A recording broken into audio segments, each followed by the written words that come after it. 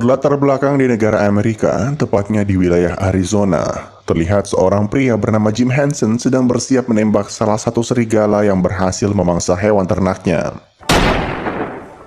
Walaupun seorang peternak, kemampuan menembak Hanson sangat baik karena dahulu ia adalah seorang sniper di Angkatan Laut. Lahan peternakan miliknya berlokasi dekat perbatasan Meksiko-Amerika, makanya tak heran hampir tiap hari ada saja imigran gelap yang lewat.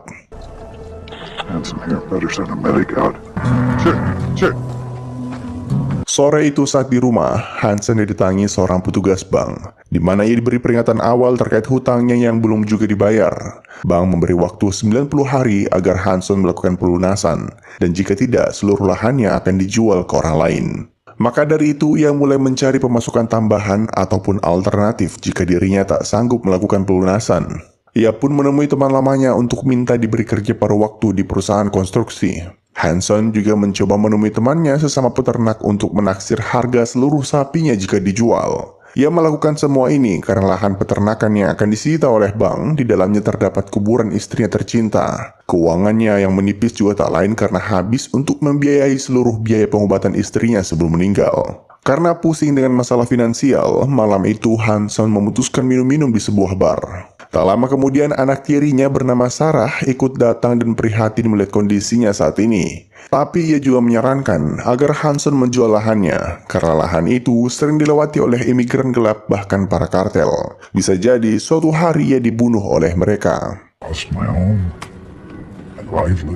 Kita berpindah dulu untuk menceritakan seorang wanita Meksiko bernama Rosa. Siang itu ia ditelepon saudaranya, di mana ia diminta untuk segera kabur dari Meksiko karena telah ketahuan menggelapkan uang seorang bandar narkoba ternama. Namun belum lama telepon itu berlangsung, kakak kandung Rosa berhasil ditangkap oleh para kartel dan langsung dibunuh.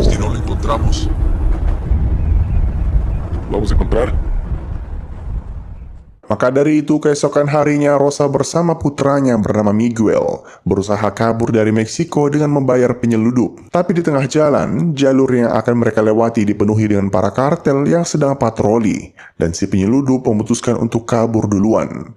Sedangkan Rosa tetap melanjutkan perjalanan, karena jika mereka kembali ke Meksiko, nasibnya sudah bisa dipastikan akan tamat.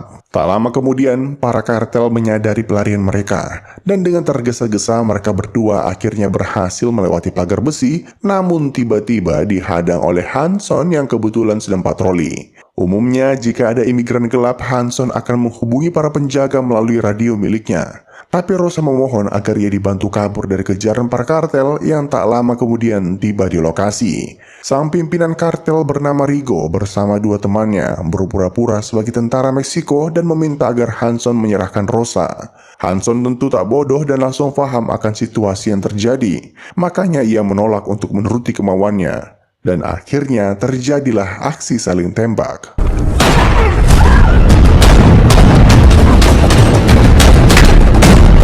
Dengan sangat lihai, Hanson berhasil membunuh salah satu dari mereka dan membuat Rigo marah besar. Di tengah pelarian mereka baru sadar kalau Rosa ternyata telah terkena tembakan.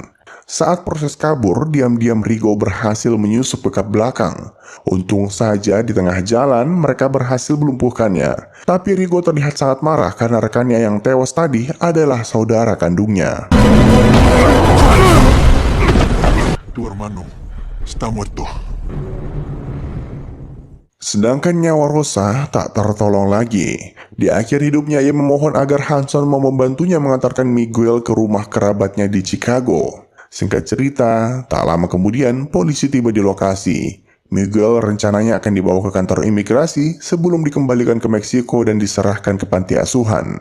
Miguel sempat bilang ke polisi, kalau seandainya Hanson tak menghalangi pelarian mereka tadi, maka ibunya pasti masih hidup. Setelah selesai diperiksa oleh polisi, malam itu karena kelelahan, Hanson tertidur di parkiran kantor imigrasi. Begitu ia bangun, dirinya melihat Rigo yang sedang melewati proses pemeriksaan untuk masuk ke Amerika. Artinya, Miguel masih menjadi incaran mereka. Di lain sisi, Hanson baru sadar kalau tas Rosa masih tertinggal di jok depan. Ternyata tas itu berisikan uang ratusan ribu dolar.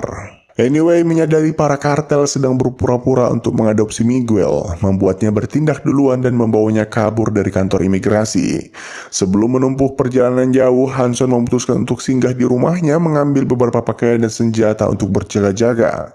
Belum lama ia meninggalkan rumahnya, Rigo juga datang ke sana untuk mencari keberadaan Hanson, namun karena tak menemukannya hingga akhir, ia pun memutuskan untuk membakar seluruh isinya. Untuk mengetahui keberadaan Hanson, Rigo kemudian menyuruh kenalannya untuk melacak penggunaan kartu kredit yang Hanson miliki. Nomor kartunya ia dapatkan dari surat tagihan yang ia curi dari rumahnya. Makanya tak lama kemudian, mereka berhasil mendatangi salah satu pom bensin tempat Hanson tadi singgah mengisi bahan bakar. Di sana mereka berhasil memaksa pegawainya untuk memperlihatkan hasil rekaman CCTV. Sedangkan Hanson tak lama kemudian menelpon Sarah yang juga seorang polisi. Dalam percakapannya, Hanson diberitahu kalau rumahnya telah terbakar habis. Belum lagi ia sempat dicari-cari karena telah membawa kabur Miguel dari kantor. Tapi mau gimana lagi ya, sekarang semua sudah terlanjur. Di tengah jalan mereka sempat kembali berhenti karena mobil yang digunakan ternyata mengalami kerusakan mesin cukup parah akibat terkena peluru saat adu tembak dengan para kartel kemarin. Namun setelah dicek, bengkel menolak melakukan perbaikan saat itu juga karena hari sudah mulai malam. Mereka akhirnya memutuskan untuk menghabiskan malam dengan beristirahat di mobil. Tapi di sini ia belum sadar sama sekali kalau keberadaannya telah dilacak menggunakan pemakaian kartu kredit. Makanya keesokan harinya saat pembayaran di bengkel, ia masih menggunakan kartu kreditnya. Dan membuat Rigo kembali berhasil mengikuti jejak perjalanan mereka. Este me hace lo este de aquí. Di lain sisi sepanjang perjalanan, Miguel dan Hanson mulai bercerita latar belakang masing-masing yang membuat keduanya lama-kelamaan semakin akrab. Bocah ini walaupun berasal dari Meksiko, tapi mampu berbahasa Inggris dengan baik. Ia juga sadar kematian ibunya tak lain akibat mencuri uang dari para kartel. Singkat cerita, tak lama kemudian saat memasuki sebuah wilayah, mereka diberhentikan seorang sheriff tanpa alasan yang jelas. Sang sheriff melakukan penggeledahan lalu menyita kedua senjata Hanson dan meminta waktu untuk menginterogasi Miguel secara private. Tapi di sini bukannya menginterogasi, si sheriff malah menghubungi seseorang menggunakan ponsel pribadinya. Melihat hal itu, Hanson langsung curiga kalau si sheriff telah disogok oleh para kartel untuk menangkapnya. Maka dari itu, saat ada kesempatan, Hanson memberikan perlawanan.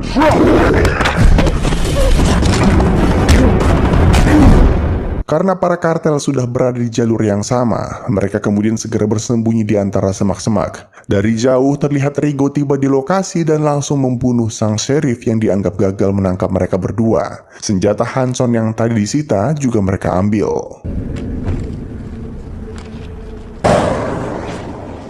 Maka dari itu saat tiba di kota lain, Hanson kembali singgah untuk membeli senapan baru. Dan kali ini ia menggunakan uang cash sebagai pembayaran karena sudah menyadari siasat dari para kartel dalam melacaknya. Mereka juga singgah untuk membeli beberapa pakaian ganti serta malamnya beristirahat di sebuah motel setempat. Tapi belum lama memasuki hotel, entah bagaimana caranya, tapi keberadaan mereka berdua kembali berhasil ditemukan oleh Rigo. Untung Hanson menyadarinya sejak awal. Sebelum kabur lewat jendela kamar, ia sempat meminta polisi agar segera ke lokasi.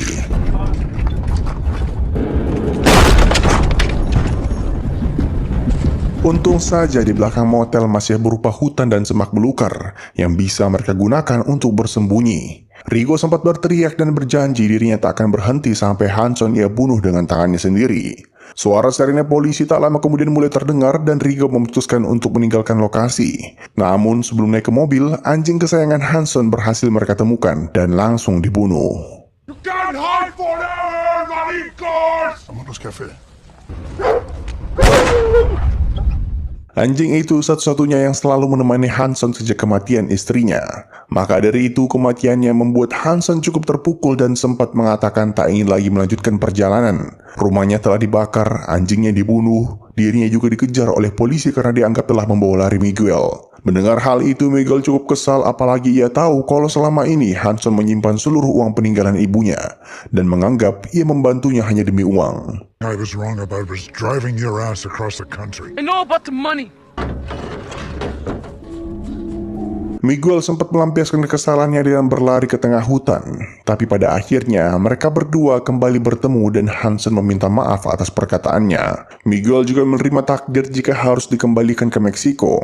Ia sempat bilang paling tidak dirinya ingin sekali memberikan pemakaman yang layak untuk mendiang ibunya. Karena kemarin setelah meninggal jasadnya langsung dibawa oleh polisi. Mendengar hal itu, Hanson memutuskan untuk singgah di sebuah gereja agar Miguel bisa mendoakan ibunya dibantu oleh sang pendeta setempat. He's your what? Grandson? I know his mother. She asked me to look after him. She must have had a lot of faith in you. Setelah mendengar kata-kata sang pendeta, membuat Hanson menelpon Sarah untuk memberitahu dirinya berubah pikiran dan akan membawa Miguel ke Chicago apapun risikonya. Menurutnya, anak itu berhak mendapatkan kehidupan yang layak setelah semua yang ia lalui. Miguel sendiri terlihat sangat bahagia ketika Hanson berubah pikiran. Di tengah jalan mereka juga sempat singgah untuk latihan menembak. Di sini, Hanson mengajarinya beberapa tips dalam menggunakan senjata. Press this button here to remove the magazine. Di momen ini, Miguel sempat berjanji kalau ia akan membalaskan dendam ibunya. Mendengar hal itu, Hanson memberikan nasihat di mana itu bukan tindakan yang tepat karena bagaimanapun juga, Rosa meninggal demi Miguel bisa mendapatkan jalur hidup yang berbeda dan bukan menjadi seorang pembunuh. Di lain sisi, Rico dan bawahannya sempat kebingungan mencari keberadaan mereka berdua. Tapi tak lama kemudian, ia berhasil menyadari tujuan Hanson dengan melihat peta yang sempat ditandai oleh Miguel sebelum jatuh ke tangan mereka. Ia pun segera menelpon seluruh anggotanya di wilayah perbatasan Chicago untuk mengawasi di sepanjang jalan tol. Malam itu, saat menghangatkan diri di dekat api unggun, Hanson memberikan seluruh uang Rosa ke Miguel. Tapi malah ditolak. Ia bilang tak ingin hidup dengan mengandalkan uang yang berasal dari tindakan kriminal. Sebenarnya di sini, kalau Hanson mau, bisa saja ia mengamankan seluruh uang tersebut dan digunakan untuk melunasi hutangnya di bank. Tapi karena tersentuh dengan tindakan Miguel, ia memutuskan untuk membakar seluruh uangnya. Ready?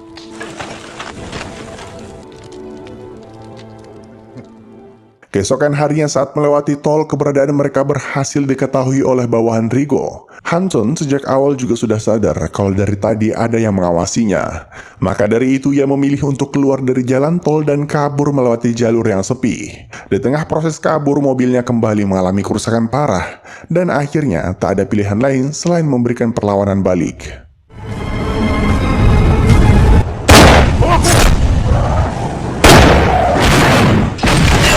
Cukup 2 tembakan, Hanson berhasil membunuh pengemudi dan merusak mobil musuh. Sayangnya, walaupun telah mengalami kecelakaan hebat, Rigo dan 2 bawahannya berhasil selamat serta melanjutkan pengajaran. Maka dari itu mereka berdua kembali kabur dan kali ini memasuki sebuah lahan peternakan warga. Di sana dari sebuah celah jendela, Hanson sekali lagi berhasil membunuh salah satu anggota Rigo dan membuat mereka ketakutan. Tapi untuk membunuh 2 orang sekaligus, Hanson harus memasang sebuah perangkap. Ia kemudian menyuruh Miguel melepaskan tembakan setelah menghitung 30 detik. Sedangkan dirinya mencari posisi keberadaan musuh yang sedang menyelinap. Dan begitu tembakan dilepaskan, para musuh pun terkecoh akan posisi Hanson dan kembali berhasil membunuh anggota Rigo.